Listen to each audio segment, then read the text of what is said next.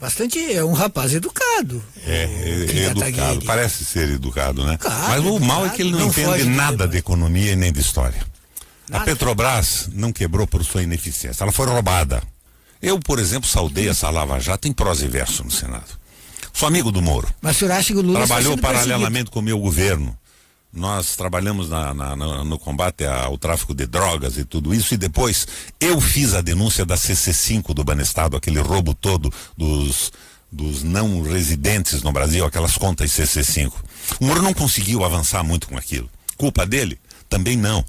Passou para a Justiça Estadual e esse entrelaçamento de interesses entre os poderes da República amorteceu aquele processo todo. Mas eu acho que eles estão equivocados no foco. Ladrão na cadeia, isso é uma coisa, mas estão prejudicando o Brasil porque estão abrindo a possibilidade do entreguismo absoluto. E Kataguiri? Não, vocês... eu não compreendo como o senador disse ser tão defensor da Operação Lava Jato, mas ao mesmo tempo disse que ela deveria se preocupar com se é político A, político B ou político C, porque estaria supostamente entregando o país a algum entreguismo, né? Afinal... Dando cobertura ao entreguismo. Mas se a justiça deve ser feita, ela deve ser feita independentemente das articulações políticas, independentemente das posições políticas ou do cenário eleitoral que está posto aí no país, né? Ainda que você considere os candidatos que estão aí com o telefone do senador e que podem superar o ex-presidente Lula entreguistas, você não pode fazer disso um argumento para absolver alguém que é comprovadamente criminoso.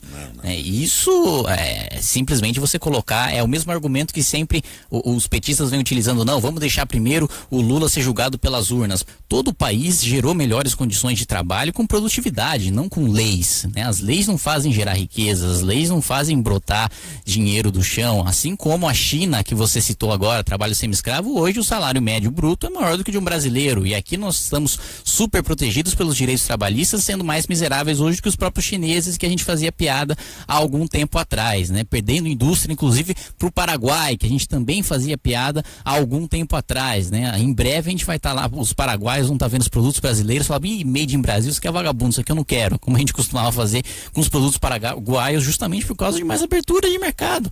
E isso, você acha que os brasileiros estão indo lá para o Paraguai para, em nome do Brasil, representar os interesses do Brasil, trazer riquezas para o Brasil? Claro que não, estão indo para lá para lucrar no Paraguai com as condições de lá, assim como lucrariam aqui com as condições daqui se elas fossem mais favoráveis, se elas fossem melhores, né? Depois da Revolução Industrial, que é sempre pintada ali, geralmente por professores de história e militantes de esquerda, como aquele terror em que mulheres grávidas trabalhavam e crianças eram escravizadas 12, 14 horas, sem Revolução Industrial não haveria produtividade suficiente para que o trabalho infantil fosse uma preocupação, para que direitos trabalhistas fosse uma preocupação, porque simplesmente antigamente, exemplo, né, na Inglaterra, antes da Revolução Industrial, 39% da população tinha menos de 15 anos de idade, né? Quando você não tem máquinas, quando você não tem produtividade, quando você precisa de muita terra e muito trabalho para produzir pouca comida, simplesmente não tem como você sustentar a sua população sem que menores de 15 anos trabalhassem, porque eles representavam 39% da população. Isso só foi possível pós-Revolução Industrial, pós o que muitos chamam de precarização do trabalho, pós o que muitos chamam de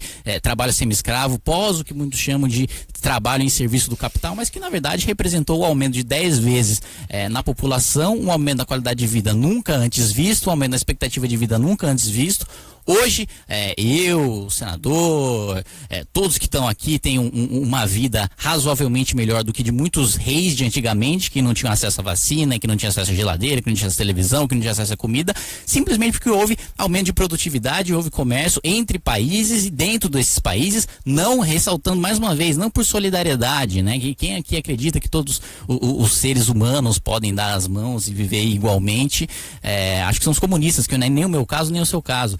Agora, a questão de negar que o aumento de produtividade é o que de fato gera o aumento na qualidade de vida e não uma legislação ou agora, o aumento de produtividade diminui os empregos.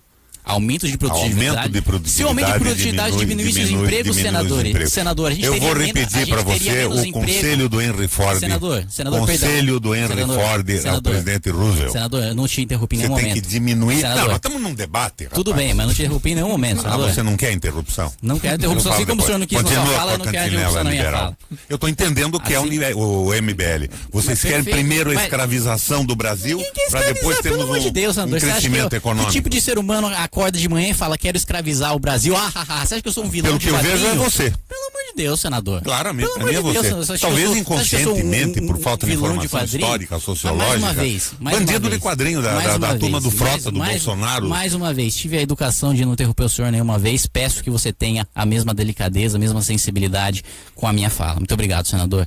Então, continuando o raciocínio, o aumento de produtividade, se ele gerasse desemprego, depois da Revolução Industrial não teria emprego para ninguém, porque foi o maior boom de produtividade da história do mundo. Né? Era a mesma coisa a gente dizer que a invenção da lâmpada diminuiu os empregos dos criadores de velas, ou que mesmo o avanço do Uber diminuiu os empregos dos taxistas.